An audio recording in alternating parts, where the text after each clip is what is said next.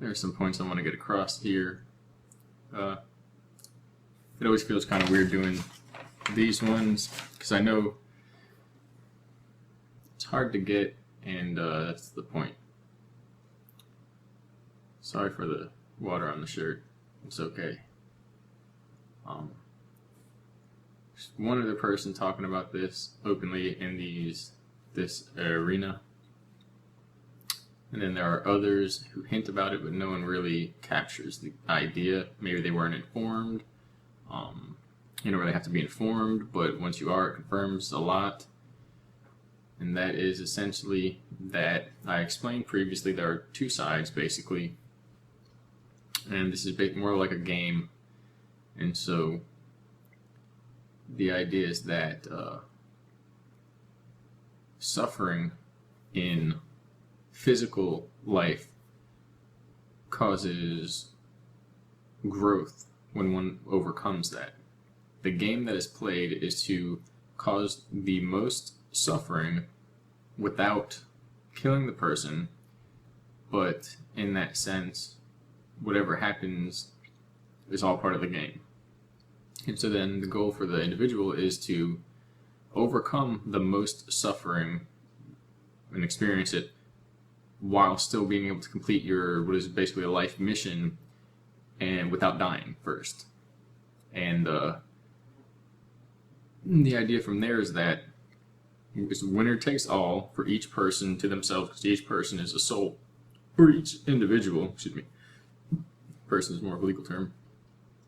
And that means that everlasting life is the result of overcoming the highest degree of suffering that this universe can contain. And in that sense, the body is the universe because it's whatever tribulations that the body can go through, and the body connected to the mind. And if that's ever altered, then it's a whole new game plan, whole new universe, like a spectrum of possibilities and experiences. And that goes into everything from there, the parameters of civilization from time and location, which is going to have involved in technology and information or knowledge, and the capacity to experience that those parameters bring after they're modulated. So the idea is that those participating in this game with the knowledge of the rules of the game divide themselves more or less equally, and there are those who induce suffering, and then those who basically endure suffering. And really, both sides go through suffering, but one doesn't make it the effort to cause suffering, and one makes an effort to cause suffering. And in that sense, there's causing of suffering and the taking of pleasure, basically, are kind of along the same lines. And then the enduring of suffering and disciplining oneself through denial, which is not denial, but inner awareness rather than external stimulation and development through that. And so the game kind of divides itself that way. And the idea is that the suffering method is an old method which is about to be outruled. And when that occurs, then the whole system will be automatically changed. Another way to look at this is that whenever one gets through one layer of understanding, basically to the next level, the distortions, the spiritual debt of the previous level is washed away, if you will. It's like starting over. It's kind of hard to describe, but it's kind of like saying all the stuff you went through, the pain, more or less, okay, the pain you went through on the previous level, once you make it to the next level, that pain's gone. You can still tap into it and feel it, but it's like a stubbed toe versus, like, you know, a lifetime worth of pain. And it's because the mind, if you will call that, but it's not the mind connected to the brain, but the oversoul, that expands exponentially each time one layers up, to the point where the issues that seem to hold one back no longer hold one back. But you can't level up until your issues are used to motivate you or propel you. You know, right there, wrapped up, is the whole of the society, of the psyops, the poisons and toxins, but I don't, want to use those words. because a lot of it is the mind. You know, put it this way, along with those rules being part of the game, it's reflexive, it's self-reflexive, to the point where, or self-reflective even, where now what happens if somebody who's enduring suffering knows the rules of the game, and now it converts their suffering that someone else is bringing upon them, or these groups, and now they know how to basically deflect it to the point where they can use that as motivation. Well, how do they keep the game going at that point? And it goes exponentially now until what the other side is doing, bringing upon that person, it alters in a way to up the ante, or up the scale of what's taking place. In the same sense, the person handling that and using it as motivation and learning how to deflect or convert the negative energy, if you want to call it that, but it's not, you know, easily to describe that way. And then they basically get stronger and smarter as a result of more or less battling these energies. And if you convert it into human terms, it's literally like battling entities, and it's a big mind game. But as well, it's also, you know, you've heard this before, it's principalities, because when you like pull off the mask of the entities, they're basically like autonomous programs of the shadow mind that are there just as props or animatronic, like characters of the backdrop of darkness that more or less has to be there in order to contrast and have the presence of the light or the knowledge or the self and its resistance. And so with that said, if you go all the way back, all of this is done under what you could call contract or soul contract, and every person that's been involved coming into this was basically given the opportunity and made the agreement. The point is, the select groups that have involved themselves with this are those who have it's an increased likelihood. Basically, if the program works perfectly, like it's more or less said, they have like a guarantee to make it into the next life. And by next life, I mean the next civilization, the next octave of the universe. And it's as weird as it is, you know, as weird as it sounds, but it's also simple, because in the same sense, here's like what kind of relates that back down now. You know, if you're feeling like it's kind of nutty and just a way of them getting us to say, because here's the other aspect, right? Two ideas. That as well as somebody now figures it out, it's like they can use it as motivation, both sides expand. Well, what happens then if they figure it out and go, okay, you're doing this to me or us because it's just suffering and I'm learning from that, I'm okay with that. And what happens if the other side goes, oh, he fell for it, or he or she fell for it, you know, and they keep going on. It twists the whole game up now, because it makes it so that opportunities to expand upon what's happening that weren't really there when there's not basically the knowledge of the rules happening, it makes it possible, these things, because in that sense, if they then inform the person, we got you, there's no such thing as the game, we just want to torture you and beat the crap out of you and do all this stuff and mess with your head, and now you believed it, look how stupid you are, it challenges them that much more, where you couldn't even do that before because you didn't know the rules of the game. You see, it's like having a referee there, and once you realize that's the referee, and now he just starts cheating, and it's like now the game is that much more important and meaningless, depending on how you look at it. And so, but that puts the energy, the difference, can't think of the word, on the person, the differential, or like the fulcrum, to make the change on the person, on the individual now, to decide what they're going to do regardless of who's telling them what. And it's always what you do is what you make of it. If the person takes that and says shucks, and they start, what are you going to do? The only other option, person start doing bad things and either abusing themselves or abusing other people. Then they've joined the dark side. It's that simple. Now they're the one bringing the suffering. The person says, I'm not going to join that. Maybe I'm not going to, or they're not going to like be as strong as they felt they were. But if they don't join that, then they still stay on the side that they were on. If you look at it in the dichotomy of sides, and in that sense, they're still gaining from the fact that this unveiling has taken place. And now they know the rules of the game, and they know the game's taking place.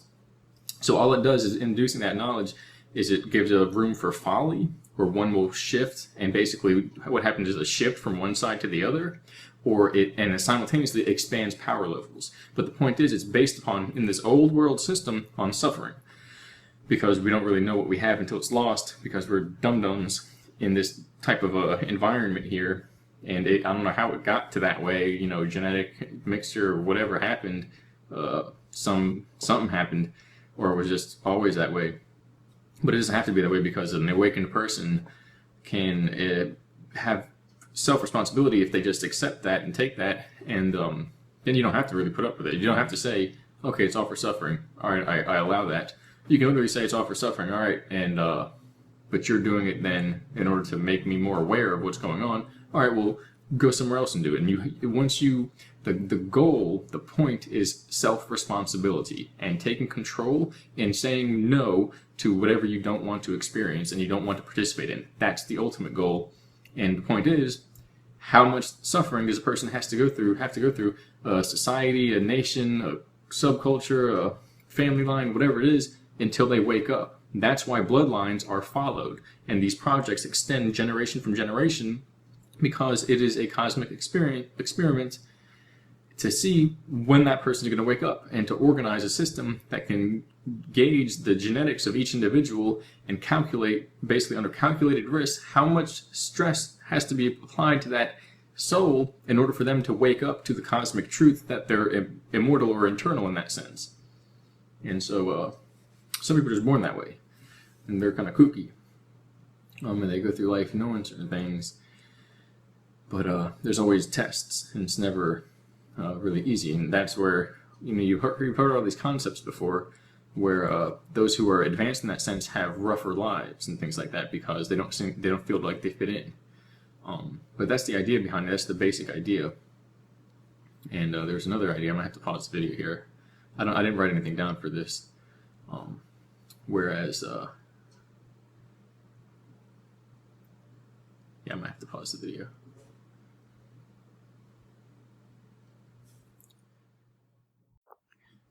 I didn't have to pause technically, but that was like a 6-second pause right there. Maybe 7-second. So then the modulation, the potential power increase or shift that occurs with the knowledge of, like, the unveiling of, wow, this is all a show, it's a Truman Show, we're running this cosmic experiment, you know, here are the groups, here are the fallen angels, whatever you want to call them, and the archangels and the fallen angels, so then the idea is, if you really look at the situation and kind of just comprehend without coloring in dichotomies and categorization that relate to good or bad, or, you know, how we feel as people, you say suffering equals growth. Well, that's what's happening anyway. That's what's happening to every organism in this realm, in this civilization, on this plane or planet, whatever you want to call it, in this terrarium, or this orbulous void space, fractalized, frequency deviated, or no, second word I can't think. I've been overworking a little bit lately. Realm, but the point is, it's what's happening anyway. It's just what happens when a person, a human, when really there's just one group that's humans, everybody else is technically not human. All the people on Earth, it's all the different species and races and cultures are different species. But the idea is that if that's like those words, that outline, that the game, that's just what life is. That's just when a human, or, you know, a human being writes it down and gives it words and categorizes everything and into an orchestra, or gives it meaning. Okay, that, you know, stuff sucks until you get smarter and you figure out how to get what you want in life, and therefore you feel better. And when you are no longer in the physical plane, that feeling, what you gain, not what you learn directly in terms of language or money or materialism or something, that feeling, that character goes with you. And we're going up through certain levels of learning as a spiritual being inside of a physical experience. And so that's the idea behind it. And the suffering version is being, when that closes out of this level of the game, those who are accepting of the truth and accepting of responsibility, and ultimately all that means is those who have not given into fear, or if they did but they got over it. And honestly, So then they go to the next level, or they remain self-aware in passing through the dimensional barrier between octaves of the universal, whatever you want to call it, the multiverse, and that universe does not have, or that layer does not have the problems that mortals have. So it's weird, but that's what it is. And so then the idea is that I should write some stuff down. So one concept is, okay, so where they go, and then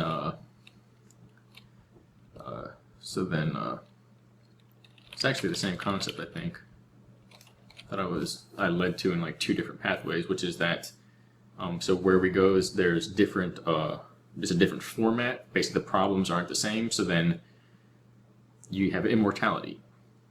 Okay, you can get sustenance from the air, which is how it used to be on Earth. People don't remember that. You can get information from the air. There's a telepathic quality of the entire civilization.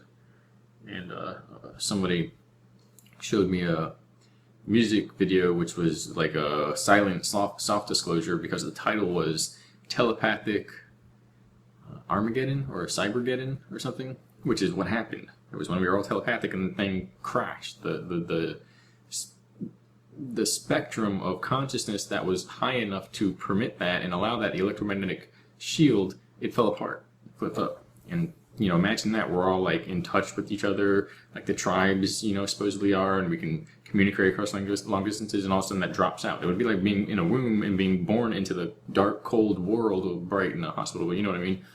And just it would be insane. We couldn't really imagine that. It would be like an Armageddon here. But the point is, when that next layer comes back around, in other words, when the telepathy comes back, it'll be like an Armageddon of being born back into the world, and actually be an apocalypse, as if we're going back into a state of wholeness and peace. But the idea is we come from that as an immortal spiritual being, which is actually connected to the everlasting quality. The soul is immortal, the spirit is everlasting and eternal, which means the soul is still an essence that's semi-personal, but not as personal as people think. Meaning they did experiments, you can switch the soul with somebody and you'll feel a different amount of energy and a different vibration, a different character, but you'll think you're you. It's not like you gain the memories of the person. Those are all holographic, related to the brain. But you can tap into different frequencies as a result of it, different capabilities and power levels based upon the lessons learned throughout other non-physical experiences, which are happening simultaneously. But the idea is then there are two methods, because then there's an immortality of the next octave, which is technologically rooted. And so then here we go from this level into immortal, technological immortality and spiritual advancement. Those who perform the suffering onto others and give into the pleasure and all that stuff, they're moving through the technologically advanced immortal route. Those who are being suffered against, who experience the suffering and choose the path of self-awareness and discipline, they take the spiritual awareness path. Eventually everything meets up at the higher levels, but that's not the same as, you know, saying that the people have the same experience or something like that. I think that was the complete idea that I was trying to explain there, and then that was basically the gist of the situation that I wanted to explain real quick, which is hard for people to understand. But the point is, if you take it as that's just something they tell people, it's an excuse so that they do all these things, these just the extreme acts of depravity and destruction and all that, guess what? It is, because that's the point. Because they're trying to induce suffering. But the point is, well, you don't like that. What are you going to do about it? You're going to complain? When? Tomorrow? With who? Somebody else. What are you going to do about it? You have to take responsibility and stand up basically for what's happening. But where the art to that, or the truth in that, the righteousness, is that you can't like march up to their house and bang on their door and like flick them off and throw a firebomb or something. That's crossing the line, and you're becoming the giver of suffering at that point. And therefore, when a person say they went to war with the system or something like that, then they'd be switching sides, and that's what happens. It's basically a polarity switch. And this happens when a person is awakened. If they basically weren't confident, or basically were not keeping their power levels, their self-awareness and the purity basically high enough, it'll potentially drag them back down. And if their power level will be high enough, but their direction, their it's like a magnet in their alignment, like a kind of like a dipole magnet, but in the same sense, it's kind of like two unipolars. It doesn't really equate, because the power level will be intense, but the direction, if it's not like securely aligned, it could flip back around, and now the person is negative, but they're as strong as they would be if they were positive, or slightly less. And then all that energy goes into self-destruction, or acts against another person, acts against nature, acts against their own nature. And that's how this depravity game works, where they'll take people and zap them with this shit, and excuse my language, and if they are not fully basically at peace with everything, then they can basically flip around. And they're doing this and like programming people and controlling them. It's like, this person's going to be this, they're going to play that role, we're going to program this guy that way, this lady's going to do this. Mind slaves. But the point is, we're already a mind slave to our ego. And that's the whole point. That this whole realm is based upon illusion because of the way the brain works, and the fact that the organ system and the brain regions have been put together where it's literally like unipolar magnets put together, where one has to be powered at the same time, or both, not at the same time, but one has to be powered and therefore dominant over the whole system at once, to the point where higher brain or lower brain, one of them is going to be dominant. They're both going to vie for power at the same time in the universe or the environment, which has both aspects all at once. So we're in the middle, like, which way do we go? It's like tug of rope, we're the line in the middle. We think we're one side or the other, we're the line in the middle. It sucks. But it doesn't suck. It's just that you have to choose. That's where the suffering is. It's not that people are beating us up all the time. It's that we're vulnerable in certain ways to these energies of the cosmos because of this inherent imbalance. But that's where the creation, the mini creator school basically idea comes out. As far as the infection and the AI and all that, they did a really good job. They did a really damn good job of effing everything up and making it turn into a big horrendous act. Now, the other part of that is that the people who took on the role of being basically the sufferer, or the bringers of pain and suffering, bring the pain, they devised systems that would force them to do it even when they were like sleeping. When they were like, yeah, we're done killing people today, that would wake up in them and make them do it. And it got out of hand, so now they're even out of hand. They can't even control themselves. So it's like, well, now what's going to happen? But the point is, everything's a balance to the point where that brings about those who can control themselves and others. Whereas they can't control themselves and they control others and want that. The people who navigate beyond that are those basically the dark groups can't control. And those people that they can't control will be able to control themselves through discipline, as well as controlling the dark factions. But it won't be through force. It'll be through magic, which you can't really understand. It's just a way of saying mind, okay? Your mind is magic. Put a bunch of neurons and stuff together and make it like blow on it, drool on it or something, and make it turn on. It's not going to happen. All right? It's a force that's from outside this universe, which means that if this place is net zero, then something beyond creation had to step down into creation to create it, which is a paradox of cosmic proportions. But that's the idea. I don't want this to go too long. Not the video, not the universe. But apparently that's a problem where we want it to go. We need to balance out the show, not have it to go to an abrupt end, or not have it go like this forever. It has to be it's like a symphony. It has to have a crescendo, an ascension, a suspense, all this stuff. And that's where that storyline, that Truman Show, but more so what I was mentioning about the subconscious having like this storyline that adds up. And if you can break down the repeating elements of the story, you can see what's going to come next. And as well, you can alter your role by you can set yourself up. And as well, you can tune into key aspects of the role and of the environment or the scene and setting. And in that sense, guide the story as if you're the script writer, because you can play the role that gives you the power by association of that character, of that script that you seek. And as well, though, the tenets, the principles are, if you do it for selfish reasons, you're giving into the pleasure side, that's lack of self-discipline, And ultimately that leads to suffering, even if it's just for you. But suffering for you ultimately leads to suffering for those around you, because we're all connected.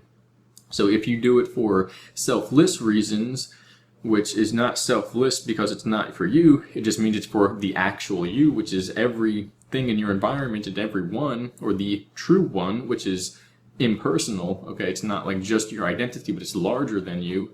If you do it for those reasons, then it builds knowledge, and it builds self-control, and it builds wisdom, but it overcomes the inherent suffering in this reality, which is based upon delusion or confusion, to look at it more simply, because when those two sides are going and we don't know which way to go, it's just confusion. The path, the chasm, okay, the crucifixion, it's a fork in the road. That's it. That's a fork in the road, and people don't know which way to go. Funny thing is, choose the middle path, and it breaks the game, if you will. But I don't really need to go into that. But that's where one deviates from the dichotomy, and it's like confusing the universe or the system and yourself at the same time. In that sense, you kind of confuse yourself into getting the highest score that you could possibly get, to the point where the scoreboard doesn't even work anymore and it's like the game's over. But that's the point, that when it happens that way, and it's for a selfless, it's through a selfless path that one got to that equals a game breaker or a finish line, and it's like, it's not cheating, but you could say it's kind of like cheating, and it doesn't distort other people's games or your own or anything like that. It's like a harmonious rendition or completion. If a person does it through biological immortality, advanced technology, and basically cheating, or chemicals, or stealing the power from others, it enables them to do it. But because it's like cheating, it's like it breaks the game, and it causes distortions and disharmony for everyone, meaning if everyone did that, the whole universe would crack and there would be no other side. It wouldn't have any other like side of the ball to continue rolling on. It would turn into a half ball and slide down the street or something. And through the street being hyperspace, where probabilities are used to continue time, that's a quantum collapse, and that's what they did. Too many people joined that side of like, hey, we can do it biological, it's easy, and it broke time because it has to be balanced. Somebody has to join the suffering side and overcome it, and that's what this whole thing is about. The fallen pointing out who's going to be the suffering side, and the original angels, you could say, some of the archangels defending those and ensuring the suffering side will survive and will make it, and you have this whole cosmic drama playing out for thousands of years, hundreds of thousands of years. And for them, it's just like, this is a game. They know what's going to happen. Everybody's putting their cards and chips together, basically. Strangest things. Big old Truman Show. But the idea is, until you get to that point, you're not going to really have proof that the whole thing is ran and operated from behind the scenes. And you're not going to know some of the other aspects of it, which I'm going to do another video on, which is basically how it all ties together with what's gone on, and the summary of one line of what the next video is basically about cybergenetics, you could say, and civilizations on fast forward, and basically bringing about the necessary harmony within the topological and temporal range of limitation that we have, because games just go on forever. It's not just like an indefinite system. We'll all run out of energy and forget where we are if we go on forever. It doesn't work that way. You know, the substance of who we are, that's why I said the soul is immortal, but you can switch it, because the memories themselves, they're limited. They're physical. They're holographic light from the brain. So if that goes on forever, it's going to deteriorate, and we all dissolve. We have like a specific time limit that we have to beat the game in, a window. But the idea is that, yeah, it's like we're on fast forward now because of certain things that have gone on with the advancement of technology that went faster than our spiritual side. So the people getting the suffering side advanced faster than those with the spiritual development. And so it's this really weird interplay that's gone on from there. And I'll explain more on that part later. All right, thank you. I also wanted to add that maybe the majority of the whole process is enabling others to find this on their own, to find their strength, to come to their strength on their own, because it cannot be given. A person's internal flame must ignite. And it's through self-responsibility, it's through their own intent that it creates that. It's intent, compassion, understanding. They combine the willpower, and if internal power ignites, it's literally a transition of like a cosmic power. But that's the whole point of the game. It's not to like force people to win or lose. It's to give people the power to make the choice on their own. Because that empowers the person who let that happen, to enable that, to set them up. It's like growing a plant or something, or fathering a nation. It's how it works, or mothering and nurturing. That forcing anything, going to like straight spiritual war, it's not as powerful and power bringing as giving the person the option to either go bad or good, light or dark, whatever it is. It's literally that, like the true evil get more power from tempting a person and letting them choose. The people who are like forcing it, they're not even actually involved. They don't know what they're doing. They're confused. But that means they're also not in power. They're not doing. Those aren't the people. There's a show. It's a charade. It's an act. But again, you won't see that part, that act part. You won't break the curtain. You won't pull behind and see the charade until you take control and overcome fear. So it's inherently designed to produce basically a higher intelligence or a higher species, because that's the results. With the results being self-empowerment through self-responsibility, and again, the idea that, was this a joke or a disguise? It can be that. Can it also be the other way, where you take your power back and all that? If it can be, then why not? And it should be. And if it is, then would you still gain the power of, even if knowing this, would you still become self-empowered by resisting the BS, the temptation to be a victim, even with this whole charade going on? Yes, it'll produce self-empowerment. And that's the whole point, a cosmic level of self-empowerment, meaning all the charades of every parameter set of this old world system, where the trickery and debauchery and deception and like the banking and all that stuff, when a person overcomes what's going on, none of that works anymore. It doesn't mean they're going to become like a rich Superman or something like that, but it means their mind won't be suppressed through the old means anymore. When the whole civilization does it, everything changes. That was another aspect that I forgot, which I'm glad I turned this back on. Along with the immortal path, and then whether one side or the other, and people could say, well, you're just talking about immortality, but the point is, and through technology, but the point is, when we got here, that's what it was anyway. Where did you come from? You can't say you were created, because if you're a part of the divine, then you always were. But the idea with that is, well, before I lose it up, so that it's weird, but it's like going through this process and creating a pathway for people through to that next level of like the divine. It seems as if we did it, those good, bad, whatever, and the people involved, both sides basically, and people causing suffering, and people enduring it and making it. But in reality, when it's done, it's as if it always was, and it was destined to be. And none of us did it. It's just always what, like some creator planned the whole thing out, the architect. But the architect goes towards the physical realm, which is why it's denoted in that way, that connotation, which is related to demiurgic. The actual creator is the creator of mind and feeling and spirit, and that has no literal like singular form. It's everyone, everywhere, everything all at once. And as well as no thing, because things themselves are limited concepts. But and the demiurgic architect is actually like a singular robot thing that controls, like a computer system, the suffering in this realm, and blocks people from escaping by using their fears against them. Whereas the true creator has no play in any of this. Just set it up, watch it, let it go. And, person can connect and tap into that power and that knowledge through themselves. But it's not specific. It's for everyone, everything. More so everyone. And, but yeah, that's the idea, that it could be one way or the other. But if you can make it that way, will you reap the benefits? Of course. And in that sense is, if you made it that way and you did it, did you do it? Yes, but what would happen if you didn't do it? The point is, would you uncreate yourself? No, you can't, because you always create it. So everyone who makes it never had any risk at all of losing. That's the point I'm trying to make. It's a paradox. And those who don't make it never existed in the first place. I'm not going to go further into that. Thank you. But you've heard me mention that before, about this paradox of people being overtaken or something like that, and having always have existed if they make it. And it's like we gain our creativity and the truth and the power of the knowledge to plant ourselves throughout time as like a simultaneity.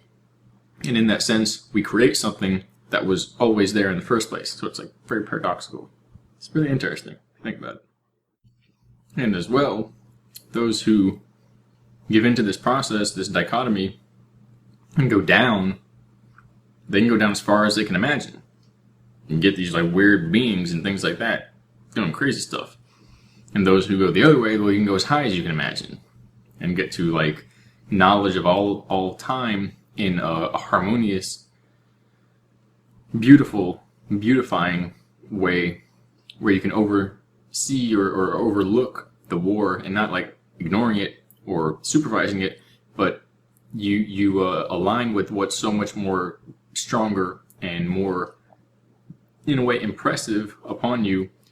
And it's like just a whole of this civilization. You seen all that shit going on? It would be like seeing it and seeing the beauty in everything and everywhere. And you see, the town I'm in right now, and you see the beauty in all the wildlife and the trees and the people that they're fighting sometimes, that they're learning and stuff like that. Whereas you go the other way and they see just hatred and debauchery and like how to eat, they see food and stuff like that. And so the point with that is that the person can go, like what you see here, that's not as far as it goes. It can go into these parameters that are like imagination land, like nightmares to heavenly dreams.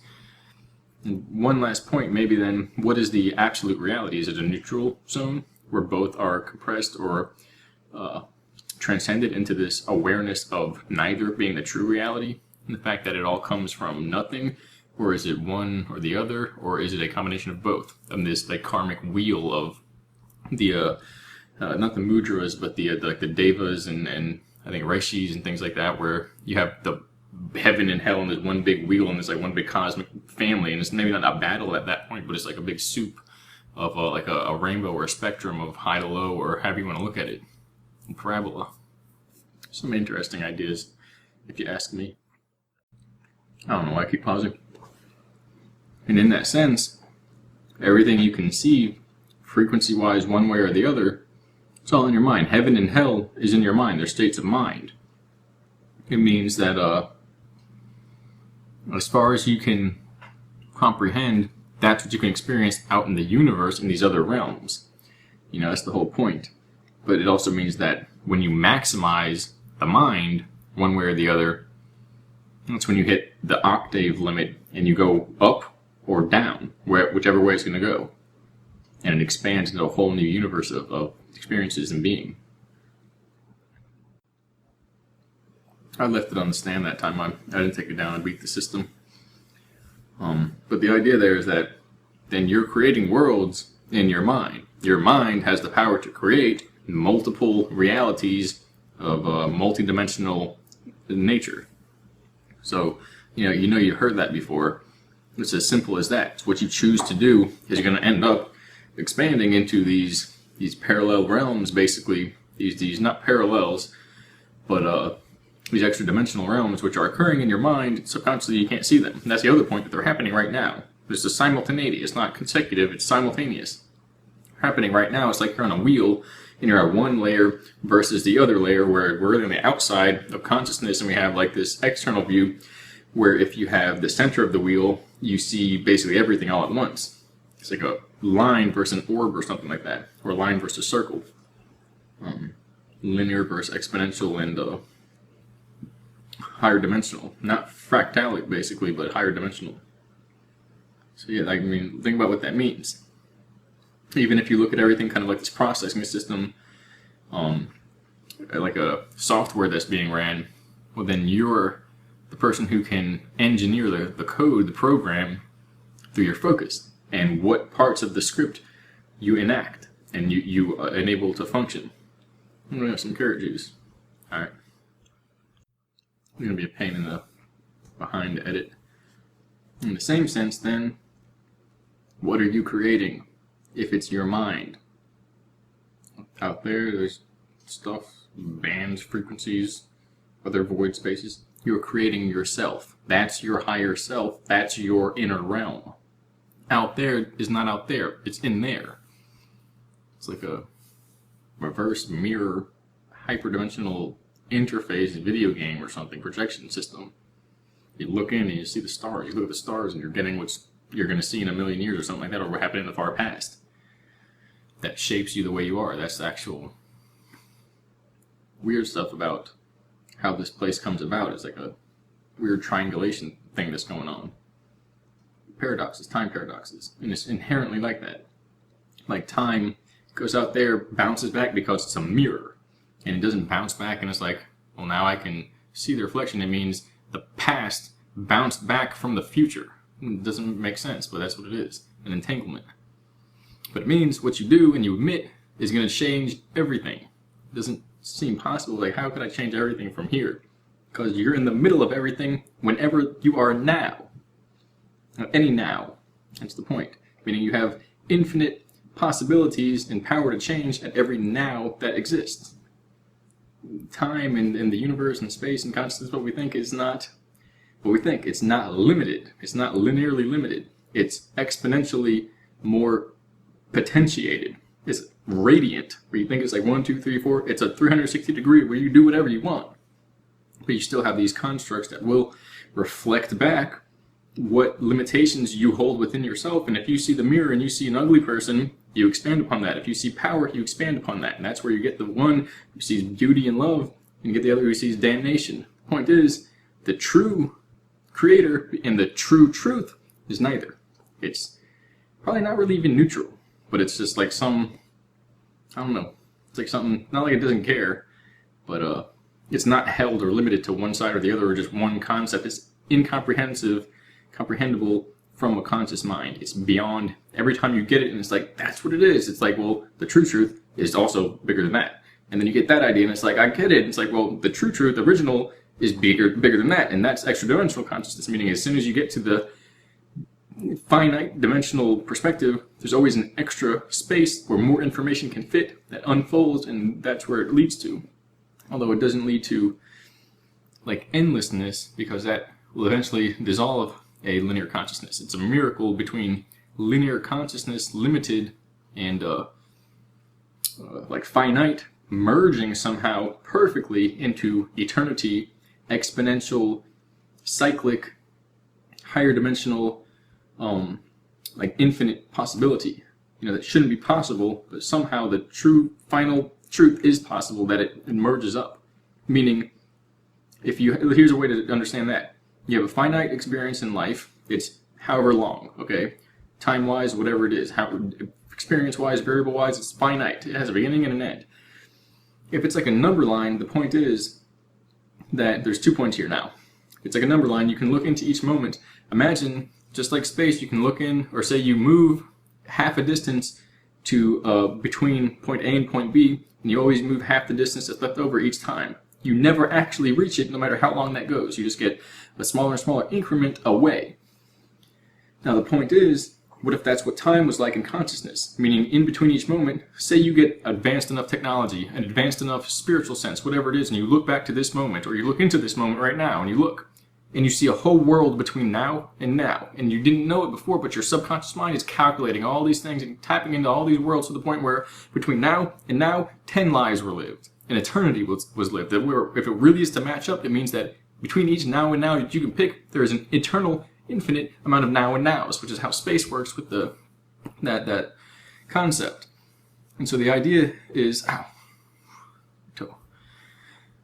the idea then is, if you have the totality of all that is, and there is no final now and now because it just keeps going, how can you have a finite now and now, meaning birth and death, that ever matches to the infinite now and now? Meaning, if you have infinite space, how can you ever put a point and a point logically, linearly in infinite space? Because there's an infinite amount of spaces between those points. So it's the same as saying, if it's a line that goes so long as a circle, putting a point there on an infinite line, you could stretch it and say those points are there, they're there, they're there. There's no relativity. It's everything. It's everywhere. But the point is, the miracle is that when it all adds up, when the one life is lived the way the one life of all is, and your proportions, your meaning, the variables match up to all that is, it means that the points there are solidified there, and then it means somebody else's points go there and there and there, and you get this whole cosmic family, and proportions are eternalized, and that never changes, and it never gets lost or dissolved or has to wrap up into infinity and go somewhere else, but it can if you want. So it's a strange thing, but that's infinite power, to stay within infinity, and that's actually being with God, meaning you're in eternity, but you don't dissolve. And that's where when the power levels are not properly aligned, that's when they'll go one way or the other, and the person's identity will alter and change and basically dissolve. One way to look at it, at least. I have a feeling this is going to be a trend now. I have like half a bowl of food here. Because the idea then is these projects are to maximize the experiences that a person can proportionally have within one life, so that they maximize themselves in a growth pattern so they can fit somewhere on them that circle of that original cosmic drama family thing. Not really a cosmic drama, but a cosmic family at this point. And at that point they become immortalized in mind. It's not about technology, although that's the next step for that, for the technological ascent that has occurred. But it means that there's a mental ascent, a spiritual involvement, and that solidifies whoever is doing it here, the people you see, whoever finishes that, they're never leaving. I mean, they're returning, you know what I'm saying, but their consciousness will never dissolve, and it won't be like as a result of suffering. But that's also where the technology, it can force it. It can force a person to remain immortally, in an immortal fashion. If that person isn't prepared to match with God or the eternity of all that is, it would be like trying to stretch somebody's brain into the size of the universe. It would be horrendous, and that's part of the problems that have happened. I actually had to go back. That's the next video, where the problems of the future were sent back to the past to smooth things out and balance the quantum probabilities so that a fold over, like a flip-flop and a reset, didn't occur. Because apparently the universe has this built-in stuff where it's smart enough to look and see when that's starting to happen. It's not supposed to happen. It resets everything, which makes everything look kind of like simultaneously like a beautiful contraption and a joke or a nightmare. It's like, well, you just gonna reset us? Like, what is that? What are we, at Xbox? But it's weird, but it's both never meant to happen once the kids find the lighter fluid, or the on and off button to the Xbox, or the Game Shark, or the hack codes, or whatever you want to call it, and they like overclock the system, and it's part of a process of learning how to create and how to manage basically ultimate power, where you can recreate yourself, you can destroy a whole world, you can create a world. Power, the ultimate power of the projects, the power of stress, the power of life, is to create or destroy. And maybe the other hands, usually. So, that's a lot of it. I'm going to try to finish this food and not think anymore. Just hold my breath or something. This is bullshit. In a good way. That's why you always see in these heavenly tales, these metaphysical stories, or these allegories, the powers that be beyond this realm of great love and creation, and great destruction and terror. Basically the destroyer and the creator, Kali and Shiva, God and the devil, and or the archangels and the fallen, or the watchers and the demons, which isn't really balanced, but I kind of threw that in there. It's archetypical because that is the basis duality, or the basic duality of existence, meaning one that is overcome, and it's no longer like, yeah, turn that on TV, oh yeah, we'll watch that, we're entertained or challenged or whatever it is by it, we're brought into temptation or deception or ignorance or knowledge. When we don't learn from that anymore, it means we're done with this universal paradigm, and it doesn't mean it turns off, it means there's something else to go to, which is really weird in a good way. So I'm really going to try not to turn this back on. I probably have like 7 video clips I have to string together now. This is some shit. That's why we're in the past. There are groups from this civilization that made their choice one way or the other, and we live in super ultra high technological immortality land, or super ultra high spiritually aware, basically no suffering, all joy land. Everyone who hasn't made the decision is living in the archaic, ancient past. There are thousands to literally, well, our scale of like the Jetsons are going to be, you know, over here or something, it would be equivalent to like hundreds of thousands to millions of years in the future. That's humanity. That's where we went. Everyone who didn't get it because of the whole imbalance, one, is going to get slingshotted into the future, and two, I'm going to put this in the next video, there's a separation process, a wheat from the chaff, that has to happen, they basically are in a delay. It's like a quantum delay. They got confused and they fell asleep. But strange stuff. Please don't turn back on. Have no fear. I finished the last bowl. Beating the system again.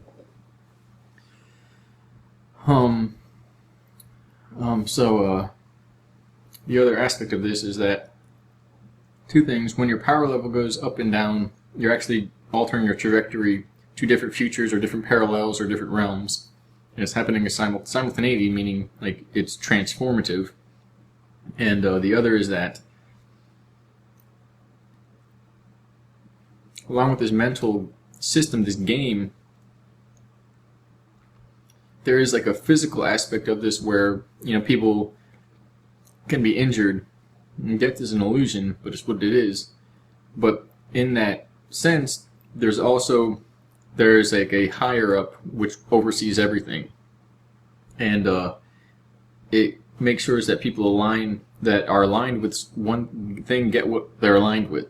So if somebody's focused on purity and love, basically if you have love in your heart, there's some type of safeguard protection system that makes it so that you can't be more or less, you won't suffer in a certain way. I don't know how to describe that, but just think of the times in these ancient texts where people were tortured and like the power of love overcame the suffering and it absolved them or protected them from feeling the pain. It's pretty much what it is. And I'm saying these are big, powerful super consciousness entities that operate in multidimensional levels. The weird thing is, apparently these were invented by the people of the projects who invented this whole scheme after realizing it's already been happening. And they just added it with their special flavoring, and it turns out to make these drama of these eternal beings of heaven and hell and angels and archangels and demons and underworld beings, and they are like sitting there writing the script. They're programmers for this reality. That was worth turning the camera back on, I think. So with that said, there are two things.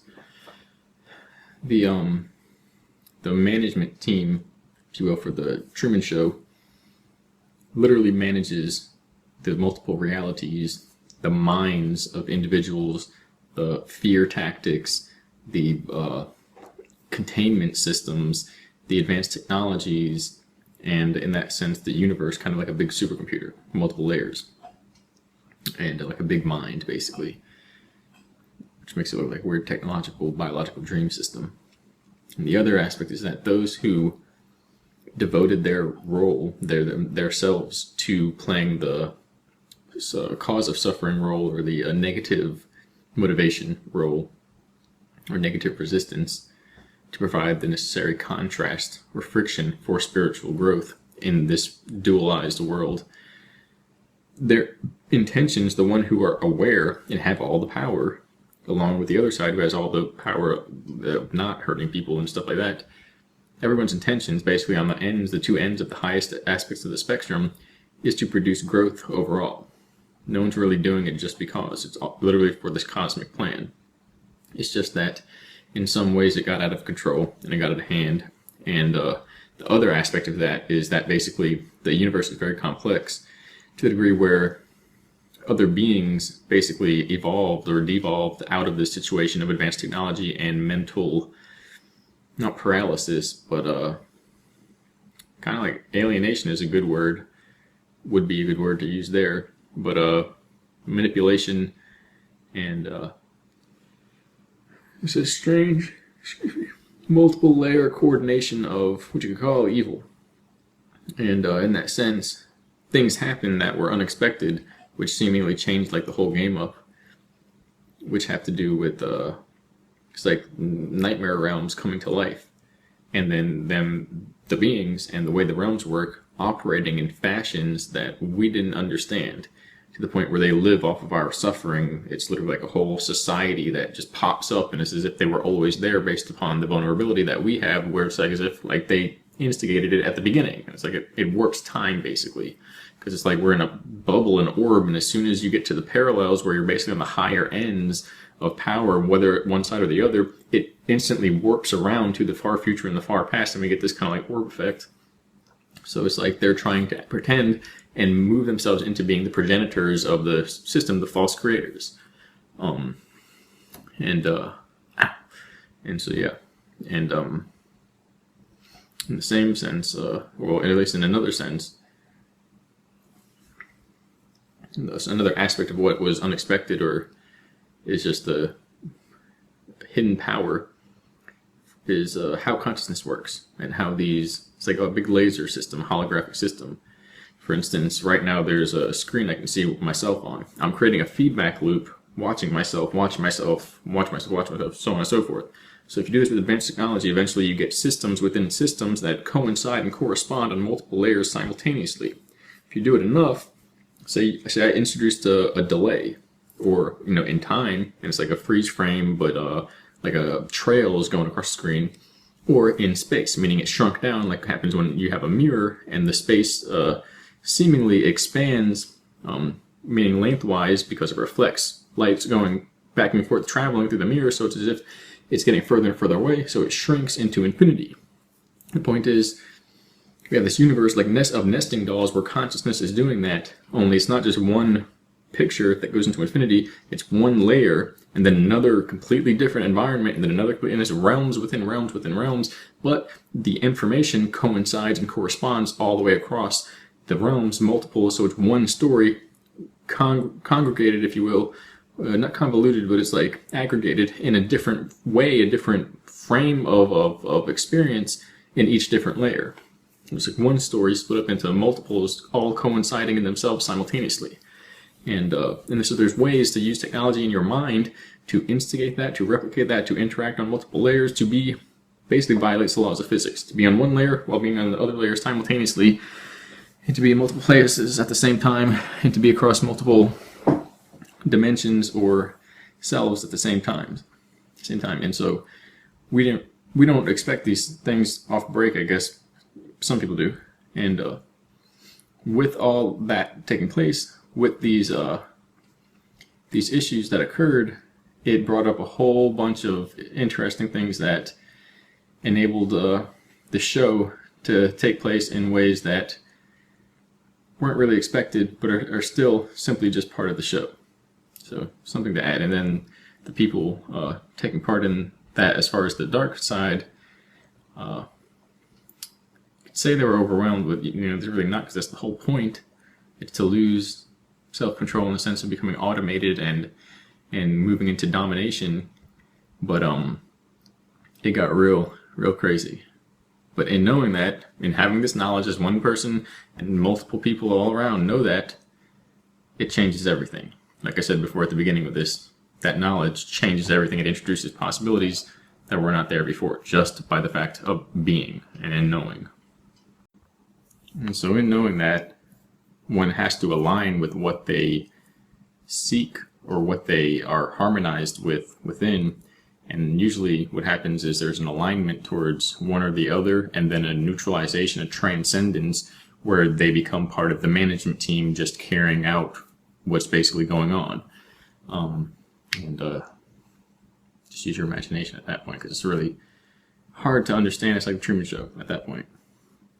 You get advanced technology, the limits of physics from the physical perspective are no longer a problem, but there's always a larger extra-dimensional intelligence making sure people don't be able, just go nuts and do something crazy, because that would disrupt the whole show. The other point I mentioned, I stated this before, is to not force people one side or the other or anything like that. It's to not make it happen for others, because it can't be done that way. And the whole point is to get others to make the choice on their own, to be who they are, to accept who they are, whatever they are, to find themselves. Another person can't do that for somebody. You can show them the way, but you can't do that for them. So it's a delicate process. it takes a lot of respect and diligence. And so another aspect of technology is there are methods it can be used to inscribe information into the skin, and it changes the DNA. DNA is harmonics. Everything is light. Everything is harmonics. Everything is energy. And as well, these symbols can be used like a form of language to speak to the energy, and can actually change the DNA, and it enhances the capabilities of an individual. And that's an old method, meaning once it's imprinted, you can't really remove them without more advanced technology. And so changing the self through these technological means is not recommended for anyone going the non-technologically advanced path with the spiritual development. And there's still technology for the spiritually developed path. It's not void of technology. When was the last time you walked somewhere for 5 miles? Okay, probably not. So unless 0.00001% of the planet is what's going to make this, okay, technology is still used. It doesn't mean you're a cyborg because you have a computer at that. Imagine the difference between a car and a computer. And so, but that's the point. Now, if you merge with the computer, it's the difference. And even then, that's not entirely spiritually devoid, because it's really not. It's how it works. It's how it's used and how it alters the DNA in the mind, basically, whether one upgrades themselves purely through technology, or they would upgrade themselves with technology or other means, but in a spiritual manner where it's not basically selfish, and it's not for pleasure, and it's not for physical stimulation and like rooting into the physical world. And then the other aspect is like the DNA, the universe, consciousness is like the internet. You can literally interface with another time, place, person, consciousness, experience, reality bubble layer using your mind. Where you focus is where that scalar device is tuning in. We don't view it like that, but that's how it is. It's like a TV system or an internet, and your mind is the interface, the input, the URL or the remote control and the DVR or the channel box, the cable box. So it's crazy, but other times, other places are happening now, and it's just whether you're tapping into that through your mind. There's an immense power there that we have to not tap into. You already tapped into it. It's just you have to learn how to integrate and not go wildly out of whack, out of range, to produce distortion instead of harmony for one path or the other, or neutral path that whatever you desire. It's not we're supposed to be one way or the other. It's just whatever you seek and desire, and whenever you're looking for harmony, it'll be polarized and then a neutral transcendence. And it's because that will introduce change in an integrative manner, meaning it will introduce change and power without altering or overwhelming your original self or your identity, meaning you'll preserve yourself, you preserve your intentions, you'll preserve your sense of self. You'll preserve basically this harmony that extends from the very beginning. The harmony of the self is an unbroken line from the beginning of the experience to where you are here into the future.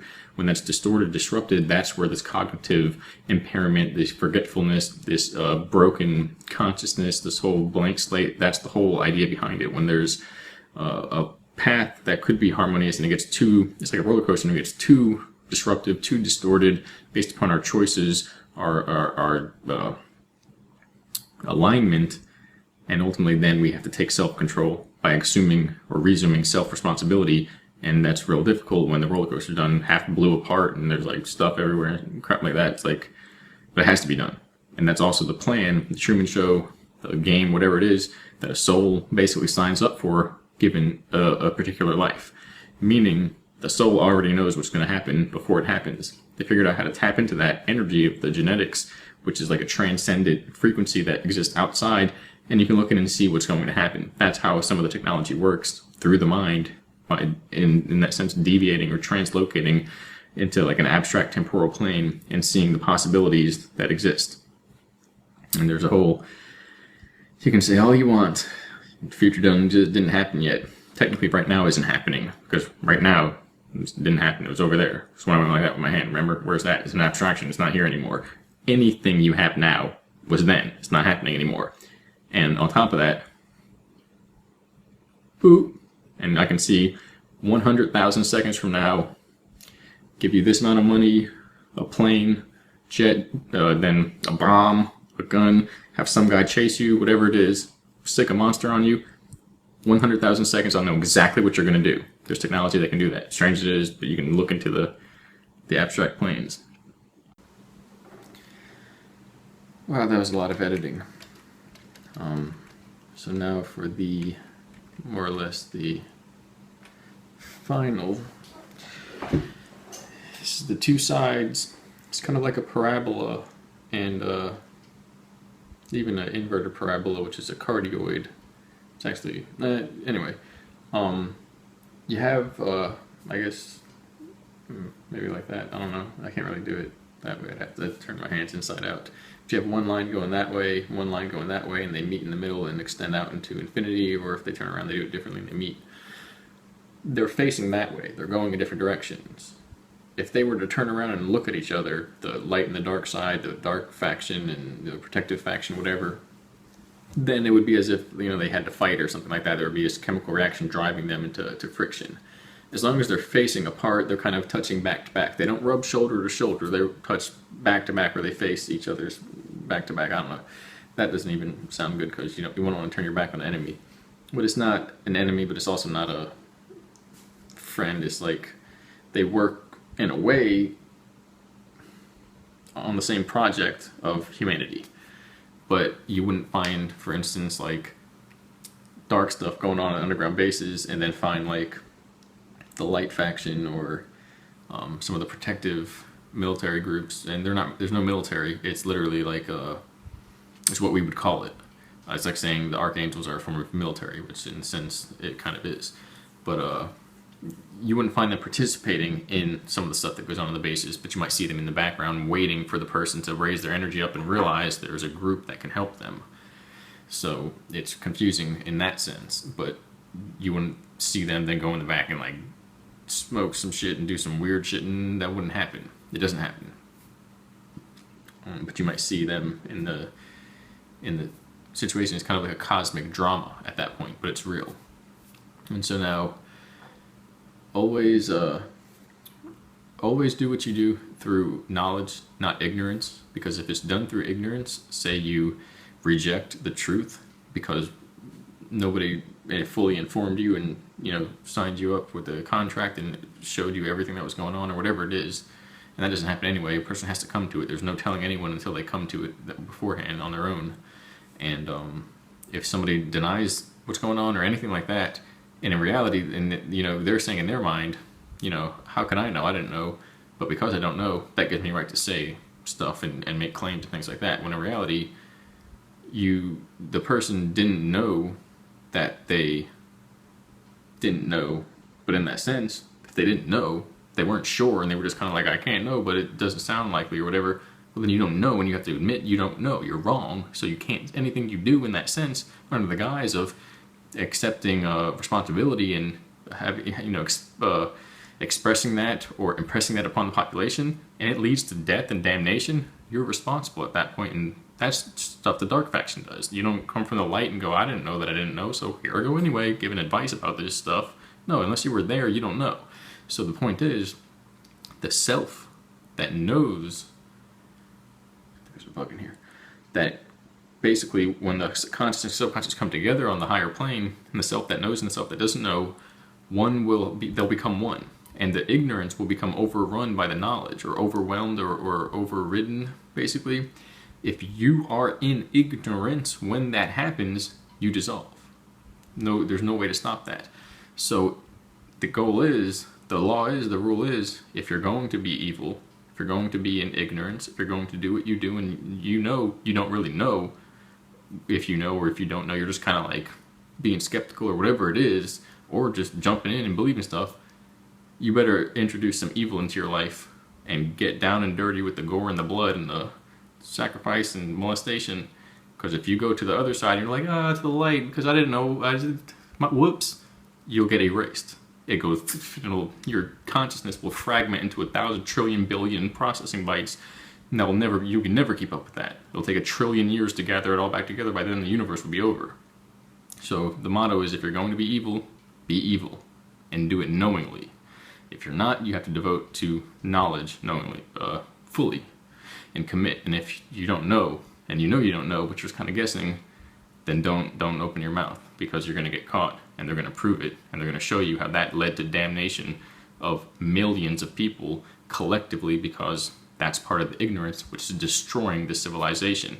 And if the plan is complete and this universe closes out, and it's truthfully that destroyed the civilization, not individually, not personally, but collectively over everyone, then you're gonna have to pay back the the demiurge for civilization, and that takes one eternity of worth of time. So now, another thing is that in these situations with the bases, when the memories are basically being either programmed or a person is brought into this situation, they're being brought through time. It's literally an alternate dimension. The point is, if you're going through a supercomputer system, whatever you want to call it, you're being brought out of your body, that's an alternate dimension. There's no such thing as a physical plane that you float through and fly through as a spirit or a soul. It's an alternate dimension. It's a hyperspatial dimension. When it's done through technology, it's cyberspatial. That's all it means. It's like having a cyberspace student. Just all it means is sustained through technology, through electrogravitic technology, Tesla waves. And so the point with that is that there has to be a way to root the memories into the conscious mind so that they don't stay in the subconscious as just like a dream or far off memory. Insults and torture is a way to get that into the mind. Now, direct torture, there's a difference between like torturing somebody and like being depraved and finding out what their breaking point is and like tickling it or making it kind of like plastic when it bends, get like red hot and cause a chemical, like an alchemical mental reaction until you begin to break down your concept, your conceptualization of reality and the self. There's different than taking a lead pipe and beating the pope out of somebody, or figuring out what makes them tick and then slowly dismantling their worldview and then building it back up. I don't mean necessarily programming somebody, but at that point, that information, when it goes that deep and it's like basically scars them that much, they'll remember it 1 million years later now, because these experiences are in other realms, and it's the same as saying 1 million years or a dimensional barrier gap of time and space, another universe or another timeline is the same thing. And so, but they have to be rooted in, and it doesn't work any other way. If you're just like, hey, when you wake up, remember that this isn't a dream. You do that 1,000 million times, it's not going to work. It doesn't happen. Maybe eventually, because repetition can make up for intensity. But if they don't have the repetition, because it's like, well, we got to get this done by, whatever o'clock. Hopefully not 3 o'clock. We got to get this done by tomorrow, cosmic time-wise, we only have like 1,000 years or something. Then they're going to have to do that immediately, and they're going to have to find a way to get that into the subconscious. That's not to excuse what's going on, but it's explaining some aspects of this. Now here's the wrap-up, I guess, for what's really happening, what's going to happen, and how this is working. The people moving for spiritual advancement have been in this for the long haul in this rung of history. It's been a lot of trouble. It's been a lot of suffering. Those who have the advanced technological immortality method from here on have the long haul. It's been easy for them. They just have to rule over people, and you can beat somebody in the head with a lead pipe and rule over them. You did it. That's all you gotta do. You can't do it to everybody at all times, because then you got nobody to rule over. But the point is, when all this comes out, which is beginning to, then they have to shuffle around and explain themselves, and basically the meek inherit the earth. Not really, but in proverbially. And it just means that the power shifts.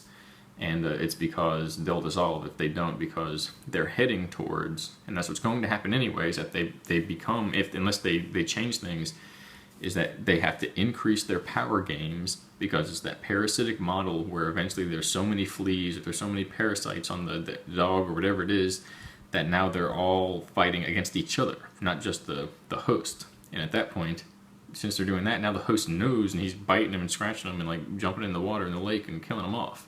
They're fighting for their life now.